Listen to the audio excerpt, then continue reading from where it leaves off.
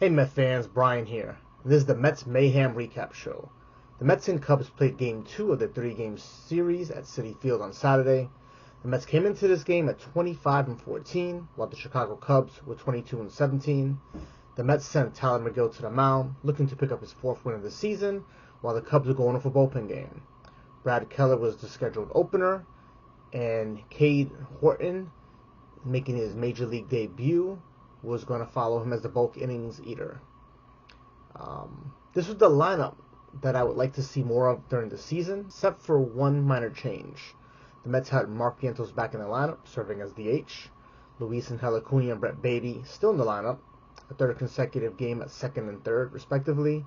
Francisco Alvarez was behind the plate, but he's batting 8th.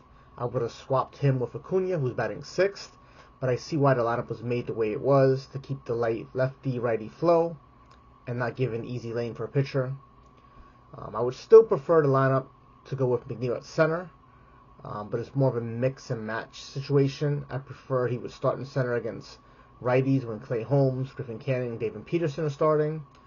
All are elite ground ball pitchers, and then Tyrone Taylor coming on for defensive purposes in those games. But let's get back into this game. The Cubs struck first. They scored in the top of the first inning. PCA batting leadoff, singles up the middle, steals second, advances to third on a throwing error. Really wasn't a horrible throw. It short hopped. Lindor, who tried to pick it and tag at the same time, was unable to do so. Goes into center field. So then Kyle Tucker comes up and he walks. That puts runners on the corners. 1 out. Seiya Suzuki singles up the middle, just out of the reach of a diving Acuna. That drives in PCA. Cubs have a 1-0 lead. Runners on first and second. Still no one out. But McGill comes back and strikes out Michael Busch for the first out of the game. Then he walks former Met killer Justin Turner. Bases are loaded. But he gets Nico Hoerner to pop out to Acuna at second. Looks like the Mets going to get out of this. But then Dansby Swanson hits a ground ball left side. Baty dives, stops it, gets up, fires to first. But Swanson is safe. Infield single. Tucker comes home with the second run. But then McGill comes back and freezes Amaya with a sinker at the bottom of the zone. And that ends the top of the first inning. Then we have Brad Keller serving as the opener for the Cubs, and he gets the Mets in the top of the order, 3 up, 3 down. McGill gets a bounce back game himself in the top of the second inning, getting the Cubs in order. And then Cade Horton comes on, bottom of the second inning, making his Major League debut. He gets the Mets out in order. The Cubs add to their lead in the top of the third inning. Seiya Suzuki leads off with a double. It's followed by Michael Busch, who has a single driving him in. McGill is able to get out of the inning after that. But now it's 3-0 Cubs. The Mets didn't get a hit in the bottom of the third inning, but they still threatened. Francisco Alvarez was hit by a pitch. Tyrone Taylor reached on catcher's interference. So 2 runners on, top of the lineup up. But Francisco Lindor flew out to center field, and then Soto grounded out to second. So that was that. Top of the 4th inning, the Cubs add another run. Leadoff home run by Dansby Swanson, center field. To left center field. 4-0 Cubs. But the Mets finally got on the board in the bottom of the 4th inning after Pete Alonso single to center. Brandon Nimmo popped up to short. But Mark Vientos had his own single up the middle to center field. So now we got first and second. Luis Acuna up. Wild pitch. Runners go to second and third. Horton does strike out Acuna on a 3-2 pitch down and in. That's the second out of the inning. That brought up Brett Baty. And Baty gets the Mets on the board. He hits a 3-run home run. Turns on it, crushes it to right center field, over the fence into the bullpen, makes this the 4-3 game.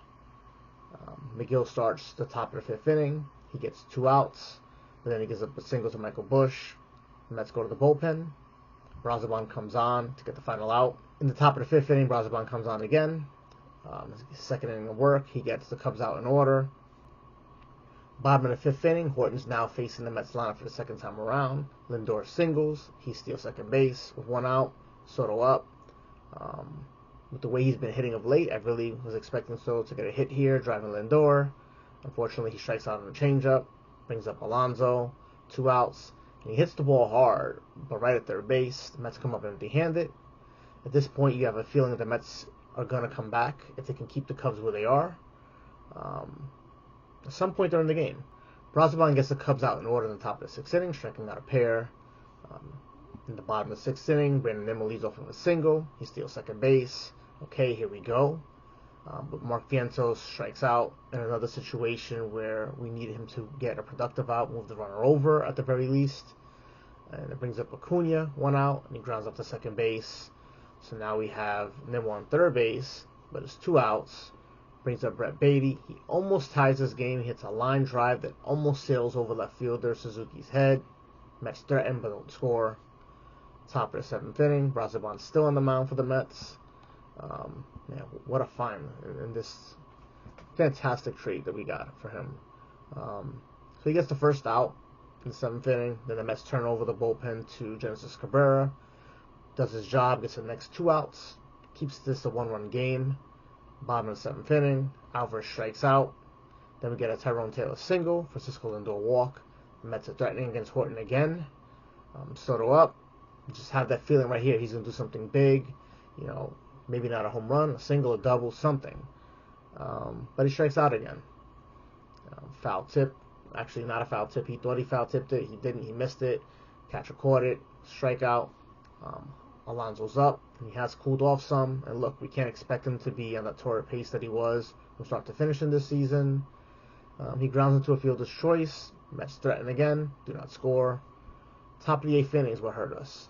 Max Kranick came on. He gets 2 outs quickly. He did walk Michael Busch in between those outs. So it's 2 outs, runner on first. Gives up a hit to Nico Horner. Then he walks Dansby Swanson. Bases are loaded. Catcher Miguel Amaya hits the first pitch he sees into left field. 2-run single. Pushes the Cubs lead to 6-4. He gets the 3rd out. Bottom of the 8th inning. Brandon Nimmo strikes out leading off. Mark Vientos gets a hit here to center field. But Acuna strikes out looking. So the Mets have a runner on first. 2 outs. Brings up Brett Baty. And Baty works it to a 3-1 count. Then he takes a fastball to opposite field. This time Suzuki is not going to catch it. Over his head, over the wall. Line drive home run to left field. 2-run homer. Gets the Mets back within 1 run again. This is now a 6-5 game. Top of the 9th inning, the Mets bring on Edwin Diaz to keep this a 1-run game. Keep this game where it is. And he does his job. He gets the Cubs out in order. Bottom of the 9th inning, Jeff McNeil pinch hits with Tyrone Taylor, and he walks after a long at bat. He gets pinch run for by Azekar to put more speed on the bases. So leadoff batter on, top of the lineup up for the Mets. If you're going to draw it up, this is probably how you would do it. Francisco Lindor, who's come up so big in so many ways, just didn't come through in this moment. He kind of half swings a 1-2 pitch, right back to the Cubs closer HUGE, who starts the 1-6-3 double play. 2 outs, just like that, runner a race, just like that, 2 outs. Just like that, Mets down to the final out. Juan Soto up, and he grounds a 3-1 pitch right to second base. Cubs win this game, tie the series up at 1. So the Mets lose 6-5. They fell behind 4-0. Early, they pulled within 1 on a Brett Baty 3-run home run. The bullpen did its job, keeping the Cubs scoreless up until the top of the 8th inning, when Max Kranick gave up 2 runs on a bases loaded 2-out single to Amaya. Mets came right back on another home run, 2-run home run by Brett Baty again, but that's how this game ends. The Mets fall to 25-15. The Cubs improved to 23-17. The Mets mayhem player of this game is Brett Baty. Baty went 2 for 4, had 2 home runs, drove in all 5 of the Mets' runs. He now has 3 home runs in his last 2 games. Back-to-back multi-hit games. He has 4 home runs in his last 4 games, going back to before he was sent down. I sure hope he's in the lineup on Sunday. Mark Vientos rejoined the lineup, went 2 for 4. He's still struggling in some key situations where a productive out is needed. And he's striking out instead of putting the ball in play. But hopefully the couple of days off gives him a little bit of a reset, and he's able to get a string of positives together and get going. Juan Soto went 0 for 5, and it felt like in 3 of those at-bats it was a key situation where he didn't come through. Unfortunately, he didn't come through, but I'm now starting to believe he will come through. He's batting .314 in the month of May after a slow start. I'm more than confident he's going to get things going. He's going to have some big hits in some key situations like yesterday throughout the rest of this year. So the Mets lose a tough one again, but this team, with its never-say-die attitude, rarely plays games that they're just out of it. They'll try to win Game 3 on Sunday and pick up the series win. A very happy Mother's Day to all the wonderful mothers out there. 12:10 p.m. Eastern start time. I'll be back to recap the game and provide any other noteworthy Mets news. But until then, Met fans, happy Mother's Day, and let's go Mets.